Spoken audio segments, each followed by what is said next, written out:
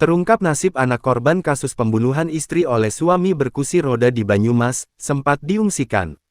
Seorang suami di Desa Kedung Randu, Patik Raja, Banyumas, berinisial FA, 27, membunuh istrinya JM, 27, Jumat tanggal 27 Desember tahun 2024 malam. Kejadian pembunuhan tersebut terjadi di rumah mereka di Digrumbul Sidayasa, RT 2 RW 5, Desa Kedung Randu, Kecamatan Patik Raja, Kabupaten Banyumas, Jumat tanggal 27 Desember tahun 2024 sekira pukul 19 waktu Indonesia Barat. Konflik keduanya hingga terjadi pembunuhan berawal dari isu perselingkuhan yang menerpa rumah tangga mereka. Soal narasi di media sosial yang beredar dan menyebut anak ikut dibunuh itu tidak benar. Anak dari korban yang umur 8 tahun tidak apa-apa. Malahan ibu dari pelaku dan anaknya, pelaku dan korban, diungsikan dulu di rumah.